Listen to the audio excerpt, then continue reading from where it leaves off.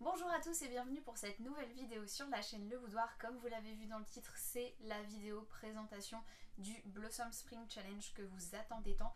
Le Blossom Spring Challenge 2023, et pour cette année on vous a réservé pas mal de surprises. On a essayé de rester cohérent avec ce que vous vouliez, puisque comme vous le savez, chaque année on vous fait un sondage à la fin du challenge pour savoir ce que vous aviez préféré, et on s'est rendu compte qu'une catégorie, enfin un menu, vous avez énormément plu en 2022, donc on a décidé de reproduire un peu le même schéma. Gigi, ouais, allez, lâche. Queenie, maintenant que le chat est installé, on va pouvoir continuer. En fait, en 2022, on vous avait proposé une catégorie qui s'appelait Adia no Haru, qui voulait dire printemps en Asie en japonais, et on avait envie de centrer beaucoup ce menu sur l'Asie et notamment le Japon, puisqu'on a énormément centré les catégories et les noms des catégories sur la culture japonaise. Et on s'est rendu compte que ça vous avait plu, et on s'en est rendu compte en sélectionnant le menu de cette année, en se disant ah mais est-ce que ça va pas les saouler qu'on refasse ça, même si on change un petit peu de pays, etc. Et finalement on s'est rendu compte que c'est quelque chose que vous vouliez, une catégorie sur l'Asie, voire peut-être un autre pays, et on était super contents de se rendre compte que ça allait dans notre sens. Du coup on a décidé de repartir un petit peu sur ça, même si on va parler un peu d'Asie dans un autre des menus, on vous expliquera tout ça après. Vous l'avez sûrement vu au décor, du coup on va parler de Corée cette année et non plus de Japon, mais on va rester en Asie pour ce printemps. Du coup, on a vraiment voulu vous faire voyager tout en respectant du coup les réponses qui ont été données au questionnaire à la fin de l'édition 2022. Donc il y a beaucoup de changements et on a vraiment eu à cœur de proposer quelque chose qui colle le plus à la demande générale. On dit bonjour Queenie. Donc on va commencer avec le premier menu. Oui. Un menu qui n'a pas tellement changé pour le printemps florissant et qui avec... Un menu qui n'a pas tellement changé avec le printemps florissant et la première sous-catégorie qui est mauvaises herbes pour les mauvais genres, donc tout ce qui est SFFF, donc science-fiction, fantasy, fantastique. La deuxième sous-catégorie, c'est le jardin des secrets pour tout ce qui est drame, traumatisme, secret et intrigue familiale, donc il y a vraiment de la diversité. Et la troisième catégorie que vous êtes nombreux à apprécier en général, c'est l'eau des roses pour les romances, donc là c'est vraiment typé, c'est beaucoup plus précis, mais on s'est rendu compte que c'était une catégorie que vous aimiez tout particulièrement. Ensuite, on a décidé de ne pas changer le titre de du second menu, qui s'appelle toujours Lapin de Pâques, puisque le printemps c'est quand même Pâques, les chocolats et partager un moment tous ensemble. Et on a gardé la catégorie qui s'appelle le pudding à l'arsenic. Je sais plus si ça s'appelait comme ça l'an dernier. Si, ça s'appelait comme ça l'an dernier. Et donc, encore une fois, vous allez pouvoir y placer tout ce qui est cozy mystery, policier, thriller et page turner. On a ensuite changé un petit peu les choses et on vous propose une catégorie qui s'appelle À midi sonnent les cloches, pour pouvoir y placer des livres jeunesse et un petit peu tout ce qui est petits contes, légendes, etc. Ça a été beaucoup demandé, une catégorie avec le jeunesse, donc on vous l'a mis cette année. Et la troisième catégorie s'appelle Les œufs de Fabergé. Et il faut lire une histoire se déroulant à une autre époque ou parlant de voyage dans le temps. J'ai beaucoup aimé cette catégorie, c'est Milka qui l'a trouvée. Et je trouvais ça génial parce que l'air de rien, on parle du coup des œufs de Pâques et en même temps des œufs de Fabergé. Je ne sais pas si vous connaissez, mais ce sont les magnifiques œufs de collection qui sont incroyables et qui ont été produits il y a plusieurs dizaines d'années, voire même quelques siècles. Ils sont incroyables et je trouvais ça génial d'avoir ce côté voyage dans le temps, autre époque et œufs de Pâques. D'ailleurs, dites-nous en commentaire, parce qu'on en a bien rigolé, si vous connaissez la comptine À midi sonnent les cloches, parce que moi du coup je connaissais et ça me tombait sous le sens avec la catégorie jeunesse, mais Priscilla ne connaissait pas. Donc voilà, peut-être que je me suis emballée, mais dites-nous en commentaire si vous connaissez. On va passer du coup au troisième menu qui est l'escapade printanière, où là on a changé quand même pas mal de choses. La première sous-catégorie avec la promenade dans les champs de trèfle qui va du coup se concentrer sur tout ce qui est graphique, donc BD, manga et roman graphique. Donc là c'est assez vaste également, mais on a vraiment voulu faire quelque chose d'accessible. Ensuite, la deuxième sous-catégorie, voyage en Asie. On commence doucement à se rapprocher du thème de cette année 2023 pour du coup des lectures avec soit des auteurs asiatiques ou se déroulant en Asie. Donc là comme ça reste assez ouvert, vous avez quand même du choix. Et la troisième sous-catégorie, c'est vider les valises, donc pour les vacances, un livre que vous n'avez pas pu lire dans un précédent challenge. Parce qu'on s'est rendu compte que finalement vous étiez très nombreux à faire des challenges saisonniers, à en faire plusieurs dans l'année et à ne pas réussir à venir à bout de votre palle. Donc pour éviter toute frustration, du coup on s'est dit que ça pouvait être un bon compromis de vous proposer cette nouvelle catégorie. Ça reste un petit peu un écho à ce qu'on vous proposait avec les catégories qui s'appelaient ménage de printemps ou ce genre de choses, où là vous aviez soit l'occasion de vider votre pile à lire, de ressortir des vieilleries de votre pile à lire. Là on s'est dit que pourquoi pas rattraper le retard sur les challenges précédents, parce que c'est vrai que c'est un petit peu frustrant quand on n'a pas réussi à finir un challenge. Donc on vous laisse cette possibilité. Alors je ne sais pas si vous avez la référence, mais du coup pour Promenade dans les champs de trèfle, c'est une référence à le manga Trèfle, qui est de l'auteur, il me semble, de... Je vais oublier le nom. J'ai oublié, ça y est. Alors moi, les auteurs je vous mettrai un insert avec le titre, parce que j'ai oublié. C'est une série que je n'ai pas lue, mais qui est extrêmement connue. Et j'ai vu en librairie ce manga avec la couverture verte qui s'appelait Trèfle, et je trouvais que c'était une bonne idée de le placer ici. On va passer au nouveau menu de cette année. Alors on est allé assez vite parce que les deux premières catégories étaient assez semblables aux années précédentes. Et bien sûr, comme d'habitude, vous retrouverez la liste des menus sur notre blog et sur le groupe Facebook. Donc n'hésitez pas à aller tout de suite le rejoindre. On va passer au menu phare de cette année qui s'appelle donc Bomnida, qui signifie c'est le printemps en coréen. Et la première catégorie s'appelle House of Yi. Alors c'est une référence à l'histoire de la Corée, puisque c'est une référence aux empereurs coréens. Et du coup on va garder cette catégorie qu'on avait l'an dernier, qui vous propose de lire du coup des livres centrés autour de guerriers, de royauté ou d'aventure.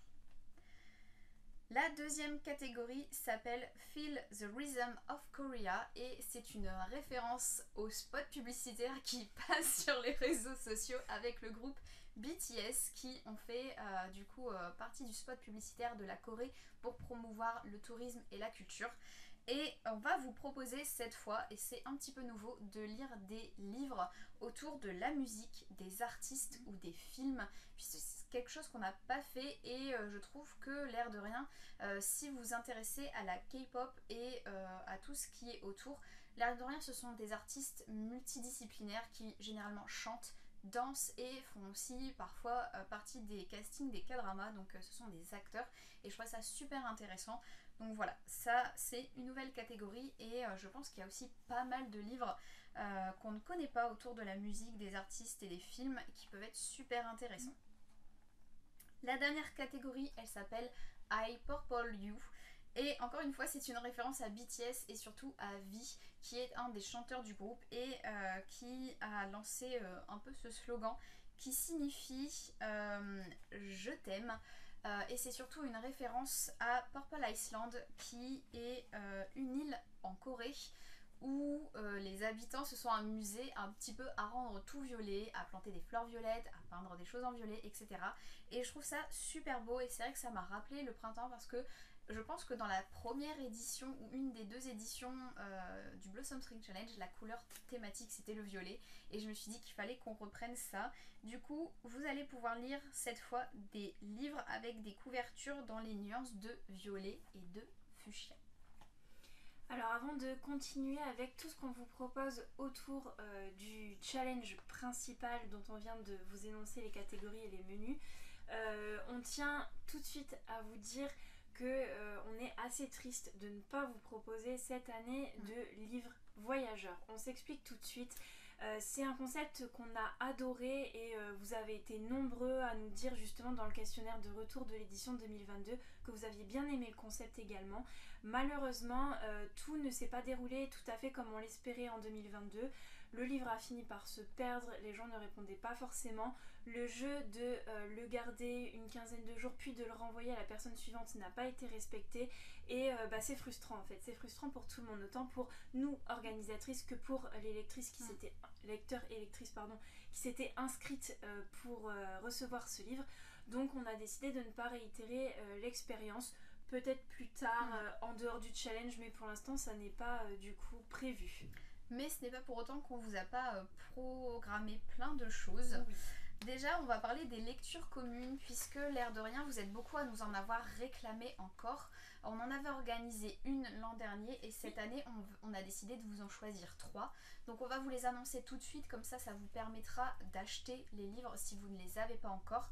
Et comme cette année, on a décidé de rester un peu dans le thème de l'Asie, forcément, elles vont tourner autour de ça. Le premier livre qu'on a choisi de lire et qui pourra s'inscrire dans la catégorie Voyage en Asie, il s'agit d'un livre que j'aurais dû sortir d'ailleurs. D'un livre que j'aurais dû sortir pour vous le présenter. Je ne l'ai pas. Non, je crois que je ne l'ai pas acheté celui-là. Je ne l'ai pas encore acheté, autant pour moi. C'est un autre livre que j'ai acheté, je raconte n'importe quoi. Il s'agit de... alors, je ne sais pas si ça se prononce Jade, Fire and Gold. Dont j'ai oublié le nom de l'auteur, mais qui est donc une autrice d'origine asiatique. Et on s'est dit que ça pouvait être sympa. C'est une lecture qui est sortie assez récemment chez Big Bang, si je ne dis pas de bêtises. Donc qui sera facile à vous procurer, que ce soit en VF ou en VO. La deuxième lecture commune, elle est là. Il s'agit de True Beauty, qui est donc thématisé manhwa, qui sont les mangas coréens. Et on s'est dit que ça pouvait à la fois rentrer dans la catégorie des graphiques qu'on vous a proposé, à savoir promenade dans les champs de trèfle. Je suis désolée, j'ai mon chat qui est en train de me manger mon carnet. Mais qui du coup est aussi un petit peu thématisé Corée. Donc voilà, c'est un graphique et il y a plusieurs tomes. Donc si jamais vous avez envie de lire toute la série ou la relire, puisqu'elle est sortie quand même il y a quelques mois et quelques années déjà, n'hésitez pas. Et le dernier du coup livre qu'on vous propose en lecture commune, il est juste ici, du grand maître de la cultivation démoniaque. Donc très beau livre d'ailleurs, c'est un super beau livre en hardback avec de jolies illustrations. Je vous l'avais présenté en book-haul dernièrement. Et du coup j'en profite pour faire le lien avec ceux qui avaient bien aimé du coup l'idée du livre voyageur. On avait aussi choisi un livre qui collait avec la littérature chinoise et japonaise. Donc du coup là on essaye, on a voulu rester dans le même thème, dans la même idée, et c'est également un livre que vous pourrez facilement remettre dans une catégorie du challenge. Donc on a essayé au maximum de vous proposer des choses que vous pouviez remettre dans le challenge, dans les différentes sous-catégories, et puis essayer de vous proposer divers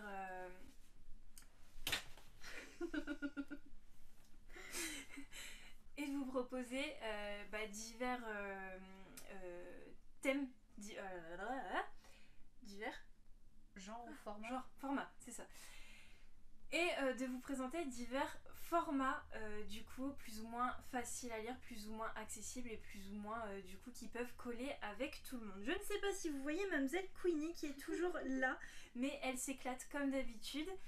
Et du coup je te laisse présenter la suite de ce qu'on propose. Alors, comme l'année dernière, nous vous avons proposé, c'est bien, un bingo, et on s'est rendu compte que vous étiez plutôt contents. Alors on nous a fait des échos comme quoi c'était un petit peu redondant par rapport au challenge, mais c'était aussi une façon de remplacer certaines catégories, puisque l'année dernière nous vous l'avions proposé comme soit un exercice en plus pour ajouter une difficulté au challenge, ou alors pour tricher et remplacer une catégorie que vous n'aimiez pas, peu importe l'endroit du menu.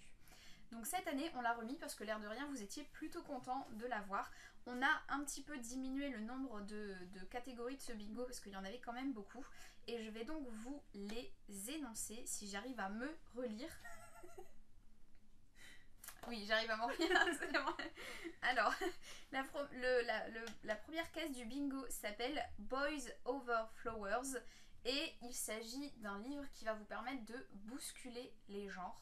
à savoir choisir un petit peu tout ce qui est littérature LGBTQ+, donc c'est une possibilité. Ensuite, la deuxième case s'appelle Wu Zeichan et c'est une référence à Iron Widow qu'on avait lu l'an dernier dans le cadre de bibliothèque ou du challenge, je ne sais plus. Les deux, ouais. Les deux. Et ça va vous permettre de choisir une lecture qui parle de Rennes ou de Rénome. La troisième case s'appelle Chinatown et donc il faut absolument que le livre se déroule en Chine. La quatrième catégorie s'appelle Fairy Tale et il faut un livre qui parle de fées ou d'elfes. Ensuite, on a Thorns of Roses qui est un livre avec un couple enemies to lovers parce qu'on aime ce genre de livre. La suivante c'est Perséphone pour parler de mythologie grecque parce que l'air de rien le printemps c'est aussi relié à Perséphone et que même si on vous parle d'Asie on peut toujours parler d'autres contes et légendes puisqu'on vous a proposé une catégorie dessus. Ensuite on a Raspberry Sky pour une couverture rose puisque nous vivons dans le nord de la France et nous avons la chance d'apprécier ces magnifiques couleurs de lever de soleil rose framboise. Ensuite, on a Mercredi, Loup-garou, Vampire et Gorgogne. On a décidé. Voilà. Après, il y a Prométhéeus, une histoire qui parle du passé ou de disparition. Après, on a À couteau tiré, L'arme du crime est un couteau. Oui, parce que l'année dernière, si vous vous souvenez bien, c'était Poison Garden, l'arme du crime, c'est le poison. Cette année, on change d'arme du crime pour notre catégorie, le pudding à l'arsenic. Et on vous a fait des petites références à la pop culture et notamment à pas mal de choses qu'on peut trouver sur Netflix, puisque nous regardons tous cette plateforme de streaming. D'ailleurs, vous pouvez regarder des dramas sur Netflix si jamais ça vous intéresse. Ensuite, il y a Dalgona Candy pour un livre parlant de manipulation, qui est une référence à Squid Game d'ailleurs. La voix de l'eau, océan, mer et plage. Et là, dites-moi si vous avez la référence, je vais pas toutes vous les dire quand même, sinon c'est pas drôle. La suivante s'appelle Dernière gelée, un livre du Cold Winter Challenge que vous n'avez pas encore lu. Voilà, ça c'est pour rattraper vos retards. Ensuite, il y a Rayon de soleil, un livre du challenge d'été. Alors celui qui me venait en tête, c'est le Midnight Summer Challenge, je crois. Mais je pense qu'il y en a d'autres. Oui. On va continuer dans les challenges pas finis avec Chai Latte, un livre du